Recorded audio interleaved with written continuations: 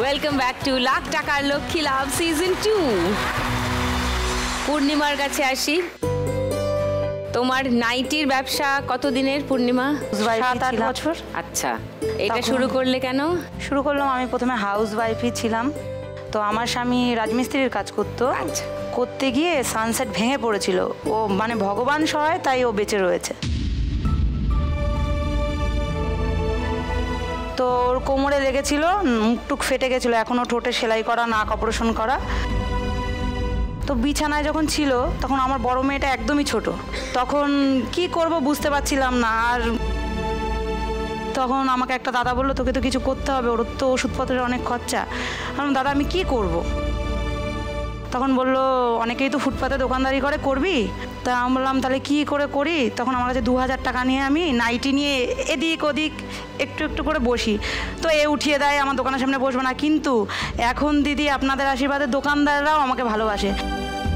মায়া fashion থেকে শুরু করে সবাই আমাকে ভালোবাসে। একটা দাদুর দোকান আছে এই এখানে দাঁড়া, তো আপনাদের আশীর্বাদে এইভাবেই চলে যাচ্ছে। কিন্তু ও এখনও কিছু করতে পারে না।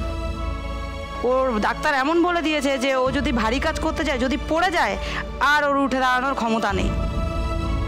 তুমি যদি আজকে এই খেলায় 1 লাখ টাকা জিতে যাও পূর্ণিমা? ও সবচেয়ে বড় কথাটাই বলা হয়নি দিদি, নাইটির ব্যবসাটা এখনো আমার ব্যবসা না।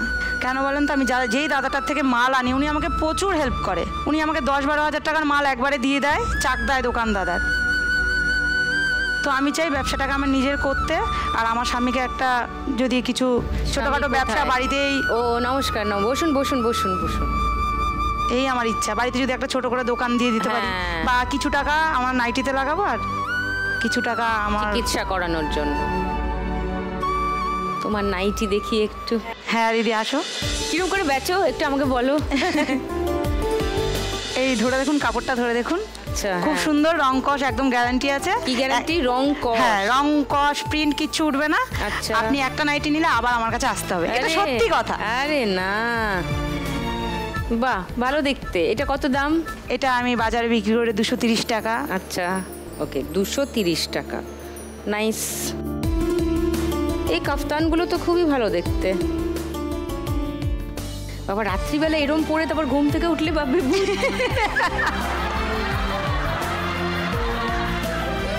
খুব ভালো। তো তুমি আজকে 1 লাখ টাকা পেলে নিজের ব্যবসা শুরু করবে, আর তোমার স্বামীর কিছুটা চিকিৎসা করো। কিন্তু যে যার হয়ে উনি কাজ করতেন তারা করেছে, ওর পেছনে অনেক টাকা খরচা হয়েছে, করেছে। তা ওর এখন চিকিৎসাটা বন্ধই আছে, আমাকে বাইরে যেতে বলেছিল, তো আমার কাছে টাকা ছিল না।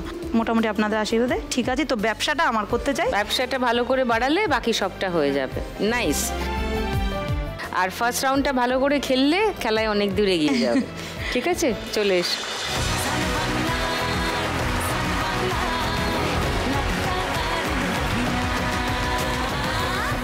তোমার 1 মিনিট সময় শুরু এখন। হয়নি, এই যা পড়ে গেল।